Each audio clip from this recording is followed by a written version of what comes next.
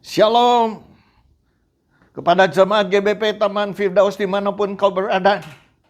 Kepada teman-temanku yang ada di seluruh Indonesia, terutama juga yang ada di Bandung. Shalom, selamat bertemu kembali.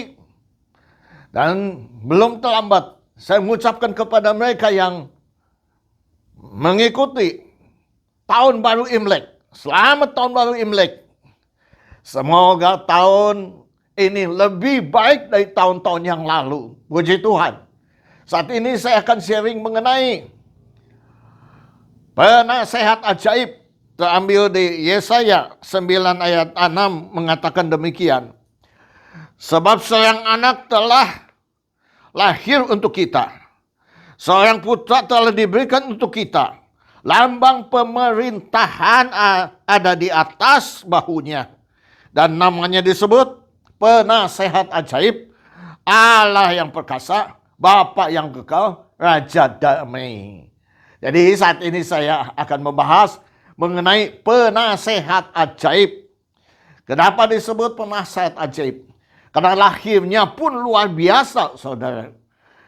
Dinubuatkan di Yesaya ditulis tahun 680 sampai tahun 700 sebelum Masehi. Kalau saudara baca di Yesaya 7 ayat 14,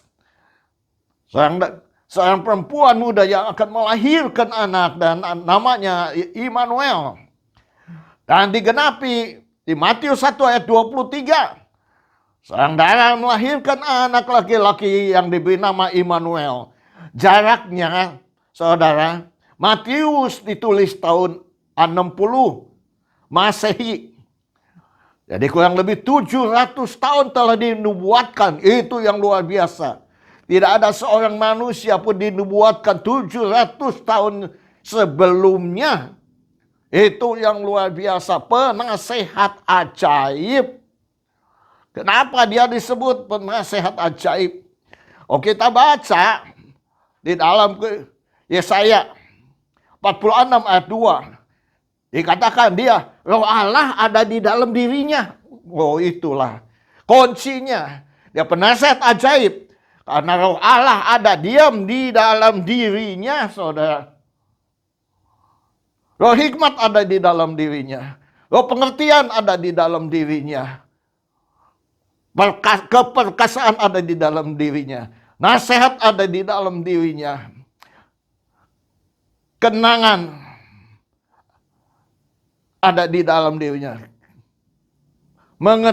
Pengetahuan, pengertian, dan juga takut akan Tuhan. Pengenalan dan takut akan Tuhan. Bayangkan saja. Roh ini ada di dalam dirinya. Jadi nggak aneh. Kalau dia jadi penasehat ajaib. Karena roh Allah ada di dalam dirinya. Selain roh hikmat, roh pengertian, roh pengenalan. Dan takut akan Tuhan ada di dalam dirinya. Jadi dia disebut penasehat ajaib. Alasan kedua adalah kenapa dia disebut penasehat ajaib? Karena dia memang pembuat ajaib. Keluaran 15 ayat 11 mengatakan dia pembuat keajaiban. Wah, pantas saja yang membuat mukjizat itu dia sendiri yang membuat mukjizat. Maka disebut pembuat ajaib. Luar biasa enggak? Luar biasa bahwa dia itu pembuat ajaib. Bagaimana dengan kita? Kita adalah anak-anaknya. Dia pembuat ajaib. Kita pun dapat pembuat ajaib. Maka saya kasih judul, kita adalah penasehat ajaib. Luar biasa, saudara. Kita jadi penasehat ajaib. Yesaya 46 ayat 10. Ia harus memerintah.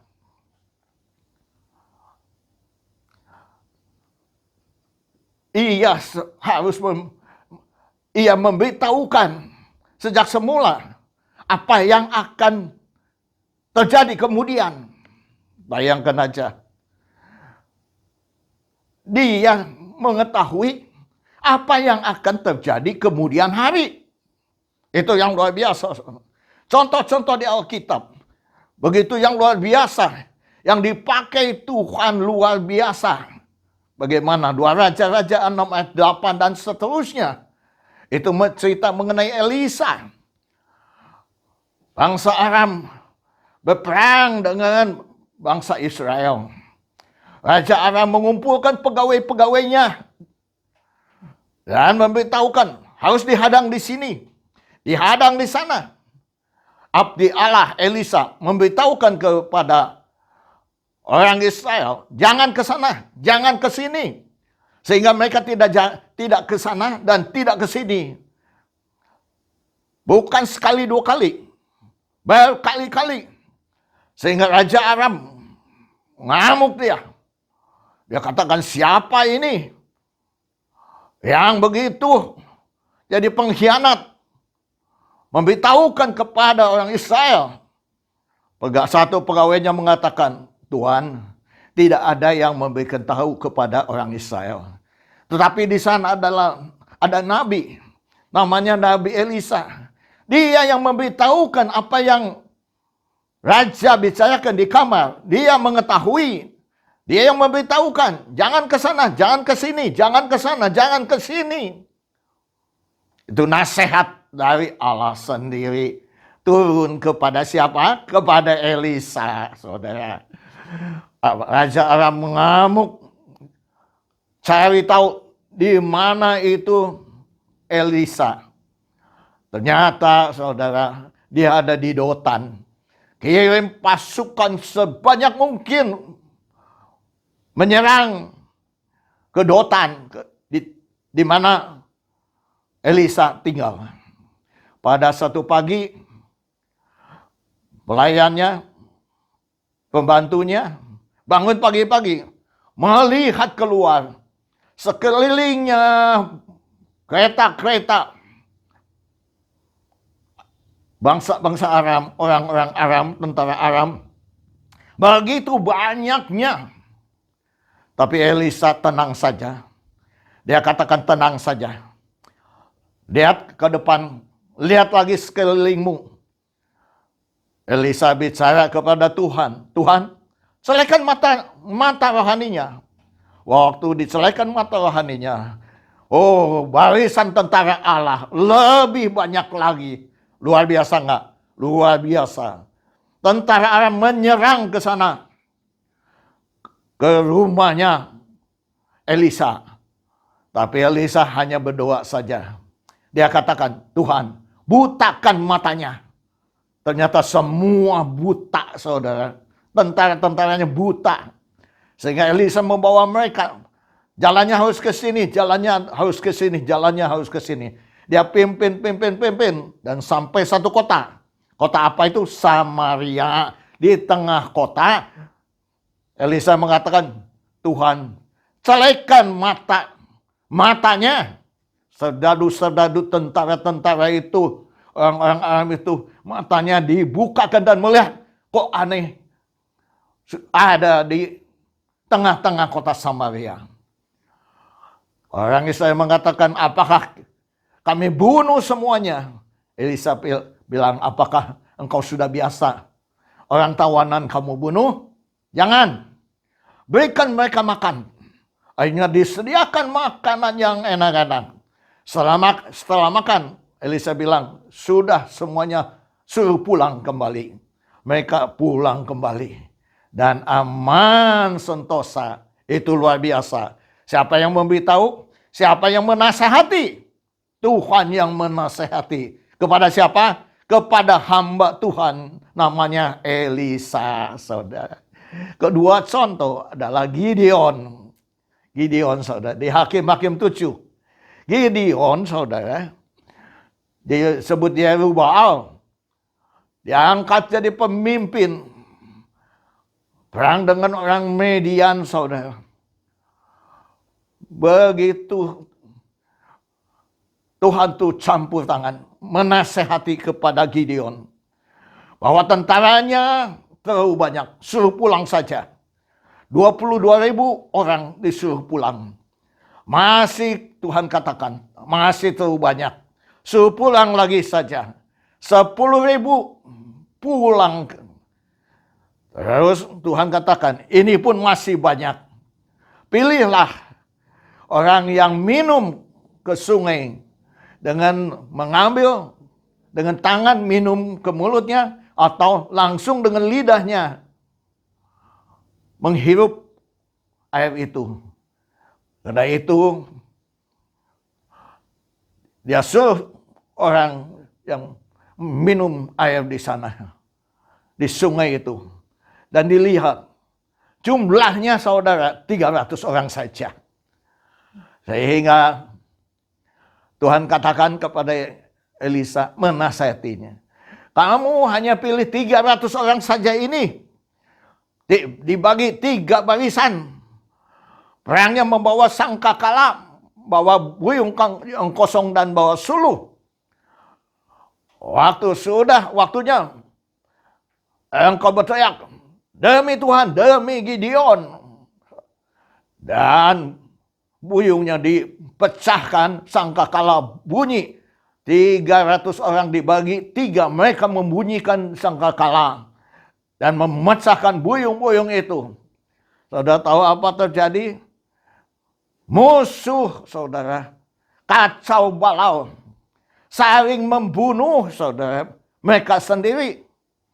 Sehingga kalahlah. Menasihati siapa? Tuhan sendiri menjadi penasehat kepada Gideon. Luar biasa enggak, saudara? Luar biasa, saudara.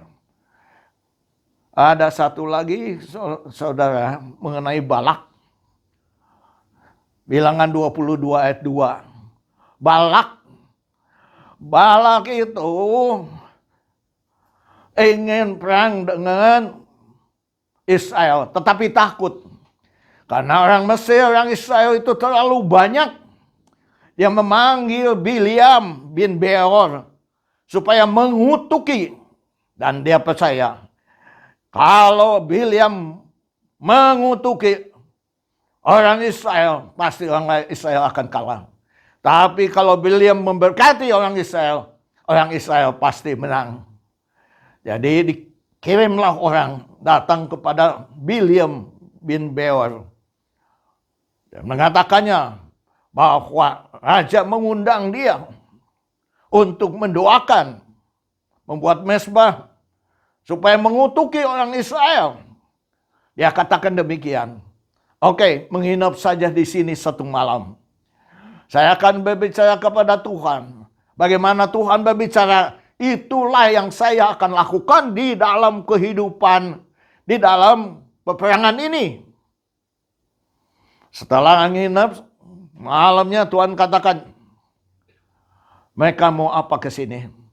Mereka ingin saya mengutuki orang Israel. Tuhan katakan jangan. Karena aku memberkati mereka. Suruh pulang saja. Besok paginya semua utusan-utusan disuruh pulang kembali. Saudara, tapi Balak tidak puas. Dia kirim orang lagi. Tidak putus asa. Dia kirim orang lagi. Lebih banyak lagi. Lebih orang-orang yang terhormat. Datang kepada Bileam. Dan Bileam seperti hari yang pertama dia katakan, oke, nginep di sini. Apa yang Tuhan suruh, itulah yang akan saya lakukan. Setelah dia menginap, besoknya dia katakan, Tuhan katakan, pergilah dengan mereka. Akhirnya mereka pergi dan Tuhan nasihati. Ingat baik-baik. Jangan mengutuki orang Israel yang aku berkati. Itulah akhirnya dia pergi juga.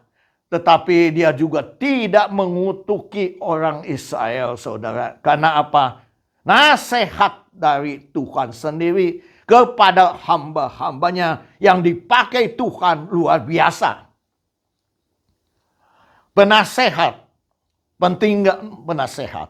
Penasehat itu penting sekali. Saudara, kalau di negara itu pasti ada penasehat-penasehat. Saudara tahu di Indonesia, Presiden Joko Widodo, ada penasehat nggak? Ada. Watimpres, wakil pertimbangan presiden, saudara, itu Watimpres, saudara. Dan terdiri dari 9 orang, saudara. Dan di antaranya saya tahu ada 1-2 yang kenal, terutama ya Bapak Agung Laksmono, kedua Bapak Wiranto, yang lainnya Habib Syafii dan lain-lainnya, Arifin Paniogoro dan yang lain-lainnya. Jadi penting, penasehat itu penting sekali itu. Singapura ada penasehat, ada Yusuf Ishak, Perdana Menterinya menjadi penasehat. RRC ada penasehat, Xi Jinping, namanya Song Tao. Sampai petenis, saudara, Rafael Nadal. Kalau di tenis disebut coach, penasehat yang melihat kekurangan-kekurangannya, melatih, mengajar. Coach. Siapa coachnya? Tony Nadal, pamannya sendiri. Roger Federer, yang berkali-kali memenangkan Grand Slam. Siapa menjadi coachnya? Peter Carter. Tapi sayang sudah meninggal dunia. Dan juga ada namanya Djokovic. Penasehatnya, coachnya, Gore Ivan Sendivik. Itu semuanya. Itu luar biasa, saudara. Semua perlu konselor atau penasehat. Kalau di gereja, penasehat itu disebut konselor, konseling. Jadi kalau ada percekcokan antara keluarga, suami istri, anak-anak, masalah, apapun juga, datanglah ke konselor. Dan konselor akan mendamaikan, konselor memberikan saran, konselor memberikan keputusan-keputusan. Itu konselor, saudara. Penting nggak? Penting, saudara. Saya mengikuti seminar kemarin mengenai bisnis. Panjang lebar diungkapkan mengenai bisnis. Tapi yang saya ambil intinya adalah, yang penting satu, believe, percaya, saudara. Itu segala sesuatu yang kita lakukan, bahwa kita harus percaya diri sebelum kita melakukannya. Kalau diri kita sendiri pun tidak percaya, bagaimana kita bisa melaksanakan proyek apapun juga. Kedua, action, lakukan. Apapun, kalau kita tidak melakukannya, kita tidak tahu bagaimananya. Ketiganya, proses. Semua ada prosesnya, saudara. Bisa menang, bisa kalah, bisa benar, bisa nggak benar. Itu proses, saudara. Sesuai dengan firman Tuhan Yakobus 1 ayat 1, dan Tuhan mengatakan, berbahagialah mereka yang mendapatkan pencobaan-pencobaan. Pencobaan-pencobaan itu menjadi kita tekun. Dan tekun kita memperoleh buah yang matang. Tapi di antara semuanya, belief, action, and process, di atas itu semuanya dia katakan begini, Tuhan harus yang utama di dalam segala yang kita lakukan. Wah, luar biasa. Tuhan di atas segala-galanya. Hidup kita bagaimana? Apa yang kita prioritaskan di dalam kehidupan kita? Satu, mengatakan kata Paul Choyonggi adalah pelayanan. Dua, keluarga. Tiga, ya pekerjaan yang lainnya. Tapi setelah dia melayani penginjilan, hampir dia cerai karena mengutamakan satu pelayanan. Setiap pelayanan 1 bulan kembali bawa baju kotor dibuang. Dan istrinya supaya nyucinya berkali-kali. Kata istrinya, ceraikan saya saja. Saya bukan pembantu kamu. Po Choyongyi tahu, sadar bahwa itu salah. Sehingga prioritas kehidupan adalah keluarga nomor 1. Nomor 2 adalah pelayanan. Nomor 3 adalah pekerjaan, saudara. Jadi keluarga nomor 1, saudara. Kalau keluarga berantakan, tidak mungkin saudara menjadi contoh, menjadi teladan bagi orang lain. Tidak mungkin saudara menginjil kepada orang lain. Apalagi mengenai kasih, mengenai damai sejahtera, mengenai kerukunan. Mungkin tidak bisa bicara. Karena keluarganya berantakan. Nasihat ini penting sekali, saudara. Yang dunia saja mementingkan nasihat. Di atas segala-galanya ada Tuhan sendiri yang mensukseskan, melancarkan semuanya. Ada riwayat mengenai Presiden Filipina, Duterte. Dia menasihati kepada dunia, kepada negara-negara yang ada di dunia. Dia mengatakan demikian. Apakah kita akan pilih salah satu raksasa besar pada zaman ini? Satu adalah Amerika Serikat. 2 adalah RRC. Bayangkan saja. Dia katakan Filipina membeli senjata-senjata dari Amerika. Diberikannya adalah senjata bekas dengan harga yang mahal. Amerika itu senangnya itu orang berperang satu yang lain. Sehingga membuat kekacauan di mana-mana supaya senjatanya dibeli oleh orang-orang yang tersebut. Dia katakan, apakah kita memilih Amerika? 239 tahun berdirinya Amerika, saudara. 222 tahun perang terus. Kalau engkau mengikuti RRC negara yang besar, bukan negara perang, tapi negara damai. Dia membantukan negara-negara yang masih belum maju. Dia majukan, membantu infrastruktur, membantu industrinya, membantu tambangnya. Sehingga pembangunan luar biasa, saudara. Kalau pro RRC, dia katakan demikian. Sadarlah, pilihlah yang benar, pilihlah yang baik. Saudara tahu RRC. RRC mempunyai 41 bidang. Nomor 1 di dunia. Apa itu? Baja yang terbesar. Nomor 1 di dunia. Mobil yang nomor 1 di dunia. Kulkas nomor 1 di dunia. HP nomor 1 di dunia. TV nomor 1 di dunia. Tekstil nomor 1 di dunia. Nikel nomor 1 di dunia. Batu bara nomor 1 di dunia. Minyak nomor 1 di dunia. Bayangkan saudara, 41 jembatan nomor 1 di dunia. Bayangkan saja, kereta api saudara. Bayangkan saudara. Pembangunan semua nomor 1 di dunia. Teknologi nomor 1 di dunia. Bayangkan saudara. Itulah masa depan. Tinggal kita pilih.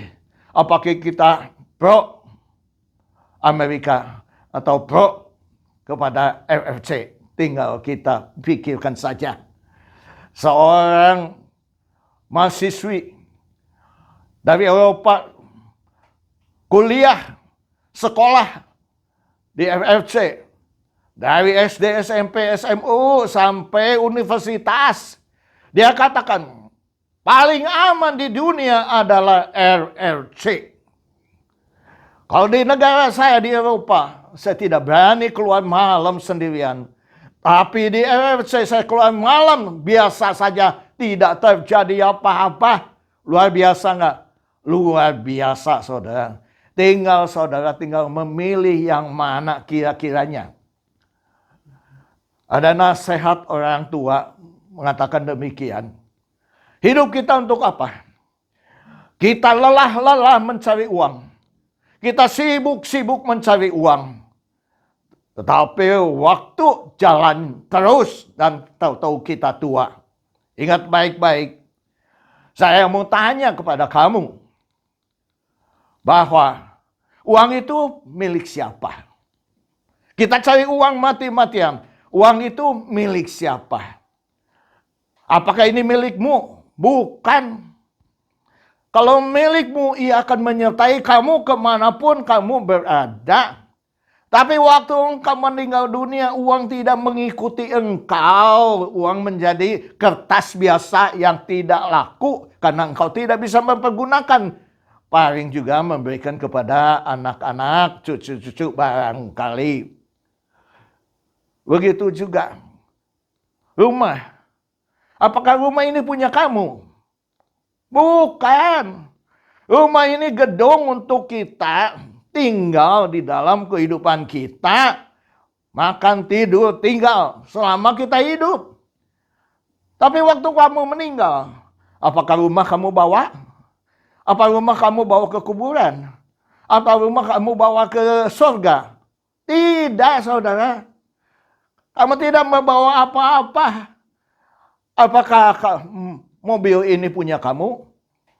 Kamu memakai mobil selagi kamu hidup, sehat, melakukan aktivitas. Tapi waktu kamu meninggal, mobil pun ditinggal. Tidak bisa dibawa, saudara. Kalau itu istri juga bisa saja salah paham. Bisa saja cintanya habis atau sudah cintanya sampai bisa putus. Karena salah pengertian dan lain-lain. Bisa istri mengikuti kita. Bisa mengikuti. Tapi kalau sampai engkau meninggal dunia, istri apakah mengikuti engkau? Tidak. Istri hanya mengantarin sampai pekuburan saja. Engkau tetap sendirian saja.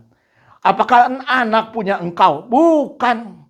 Anak hanya dititip. Tuhan yang menitipkan untuk engkau. Istrimu mengandung, melahirkan, memelihara, membesarkan. Setelah dia SD, SMU, SMP, SMU, dan universitas. Dia menikah. Dan menikah. Dia pindah. Dan punya keluarga sendiri. Sibuk dengan anak-anak mereka sendiri. Tidak ada di sampingmu. Dan kamu tetap sendirian saja. Bayangkan aja. Jadi hidup ini. Ingat baik-baik. Jangan terlalu letih mencari uang. Jangan terlalu sibuk mencari uang. Sehingga engkau tidak mengingat kesehatanmu. Ingat baik-baik. Sehingga engkau jatuh sakit.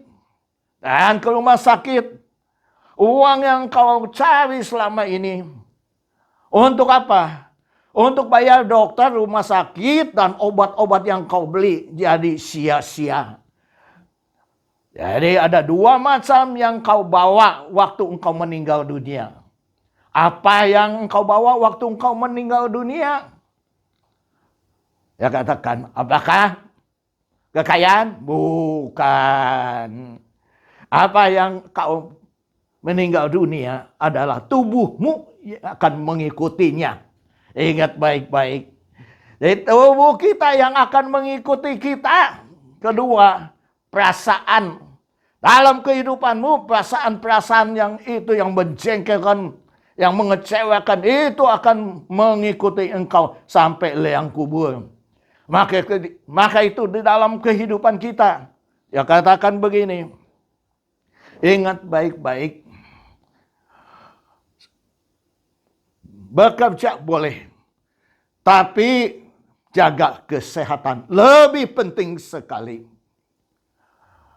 Lebih penting kesehatan. Hargailah kesehatan. Lebih dari segala-galanya. Kedua, jagalah hatimu. Perasaanmu. Jangan ada dengki, jengkel, dendam. selalu bahagia. Jadi jaga perasaanmu, jaga hatimu bahagia. Firman Tuhan mengatakan hati yang gembira adalah obat. Itulah yang menjadi panjang umur dan hidup bermakna di dalam kehidupanmu. Bayangkan saja, saudara. Apakah kita mau dalam kehidupan kita sehingga sungguh-sungguh kita merasakan nikmatnya hidup. Kalau punya uang, 50% dibelanjakan, 25% disimpan, dan 25% untuk engkau mengeluarkan untuk hobi-hobimu. Hobi-hobimu jalan-jalan, buatkah untuk jalan-jalan. Hobimu makan, buatlah untuk makan. Sehingga masa hidupmu engkau hidup bahagia. Luar biasa saudara. Luar biasa. Sekarang saya mau kembali lagi. Bahwa kita adalah penasehat ajaib. Siapa kita? Yohanes 1 ayat 12 mengatakan, kalau kita percaya kita diberikan kuasa untuk menjadi anak-anaknya. Luar biasa kan? Kita menjadi anak-anaknya saudara. Roma 8 ayat 15 mengatakan, kita memanggil dia ya Aba, ya Bapa. Yohanes 14 ayat 12 mengatakan, Yesus berkata kepada bahwa apa yang aku lakukan kamu pun dapat melakukannya. Dan kamu akan melakukannya lebih besar lagi. Itu kata-kata Yesus. Yohanes 14 ayat 23 mengatakan, kalau kau mengasihi aku pun mengasihi engkau. Dan Bapa pun akan mengasihi engkau. Dan kami akan diam bersama-sama denganmu. Kalau Allah ada di dalam diri kita. Yesus Kristus ada di dalam diri kita. Apakah kita bukan jadi penasehat ajaib? Karena Tuhan sendiri yang memberikan hikmat. Allah sendiri yang memberikan hikmat kepada kita. Sehingga kita menasihati orang sedunia. Sehingga ada damai sejahtera yang datangnya dari Tuhan sendiri untuk dunia ini. Nasihat saya untuk kita semuanya. Satu adalah baca firman Tuhan. Renungkan firman Tuhan. Lakukan firman Tuhan. Berbuatlah kebaikan. Berbuatlah kebenaran dan kebenaran. Meneladani hidup Yesus di dalam kehidupannya. Sehingga kita meneladani anak-anak kita, cucu-cucu kita. Dan kita meninggalkan teladan ini kepada anak cucu kita. Bukan untuk 70 tahun saja. Anakmu menjadi 70 tahun. Anakmu punya anak 70 tahun lagi. Ratusan tahun engkau teladanmu diingat, dipatuhi, dilakukan oleh anak mantu cucu cicitmu. Luar biasa nggak? Itulah tujuan kita hidup. Jadilah penasehat yang benar. Penasehat yang ajaib. Kita adalah penasehat ajaib. 1 Korintus 6 ayat 2 mengatakan, tidak tahukah kamu bahwa orang kudus menghakimi malaikat-malaikat. Malaikat-malaikat dihakimi oleh orang kudus. Oh, kita orang percaya dan kita orang kudus, kita menghakimi malaikat. Bukankah hanya menjadi penasehat, bisa menjadi penasehat ajaib? Karena malaikat pun kita menghakimi dengan hikmat yang dari Tuhan. Karena Tuhan sendiri yang memutuskannya di dalam dirimu. Seperti yang lakukan kepada Elisa, dia lakukan. Kepada Gideon dia lakukan. Kepada Biliam juga dia lakukan. Dia memberikan tahu kepada kita. Dia nasihati kita. Apa yang akan terjadi kemudian hari. Sehingga semuanya benar adanya. Karena Tuhan kita adalah Tuhan yang ajaib. Kita adalah orang yang ajaib. Kita adalah penasehat ajaib. Luar biasa. Itulah luar biasa dalam kehidupan kita. Semoga saudara-saudara hidup kudus, hidup benar, jadi penasehat untuk damai sejahtera. ada di bumi ini karena Anda semua menjadi penasehat ajaib. Terima kasih, Tuhan memberkati. Pada saat ini saya akan masuk di dalam perjamuan kudus. Siapkan roti di tanganmu. Angkatlah roti ini tinggi-tinggi. Bapa Surgawi, Bapa yang kami kenal di dalam nama Tuhan Yesus. Kami masuk di dalam persekutuan yang indah dengan Engkau melalui perjamuan kudus, saudara.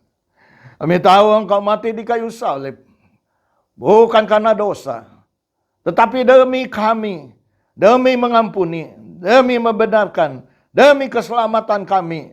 Terima kasih Bapa atas pengorbanan-Mu, sehingga kami ada sebagaimana kami ada sekarang untuk merayakan persekutuan dengan Engkau, kemenangan dengan Engkau, sesuai dengan firman Tuhan. Sebab apa yang kuteruskan kepadamu telah aku terima dari Tuhan, yaitu bahwa Tuhan Yesus pada malam waktu ia diserahkan mengambil roti, dan sesudah itu ia mengucapkan syukur atasnya, ia memecah-mecahkannya dan berkata, inilah tubuhku yang diserahkan bagi kamu. Perbuatlah ini menjadi peringatan akan aku dalam nama Tuhan Yesus Kristus. Mari kita bersama-sama memakannya.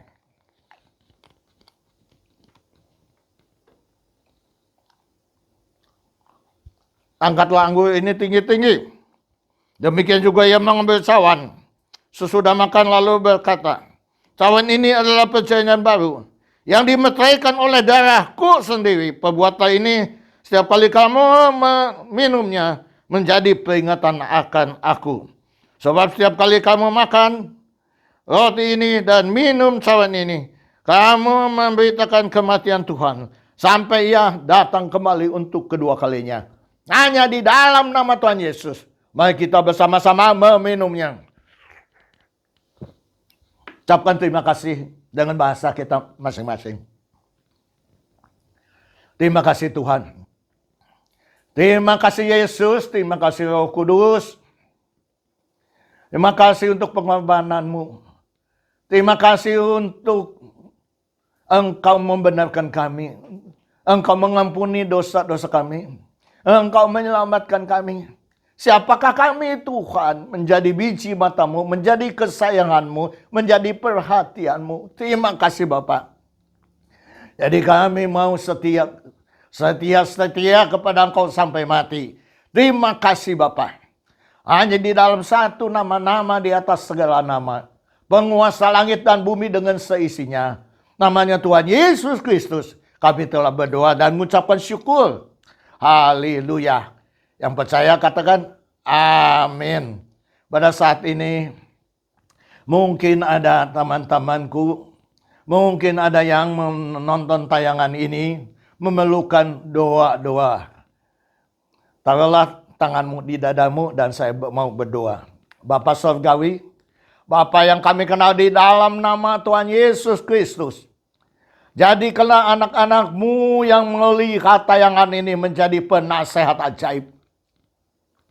Mereka yang punya masalah, tantangan, pergumulan di dalam keluarga, di dalam pekerjaan, di dalam usaha, apapun mereka pergumulkan pada saat ini, Tuhan Maha Tahu yang mengetahuinya. Tuhan jamah mereka. Terutama juga yang sakit, Tuhan jamah mereka. Belu-belumu menyembuhkan semua penyakit yang diderita anak-anak-Mu. Dalam nama Tuhan Yesus, Kau berikan jalan keluar untuk masalah, tantangan, pergumulan dalam kehidupan anak-anak-Mu. Kami tahu Tuhan tahu segala permasalahan kami. Tuhan berikan jalan, berikan kemenangan bagi kami, sehingga kami merasakan kemuliaan Tuhan ada di dalam kehidupan kami. Dan kami mau setia sampai mati. Terima kasih Bapa.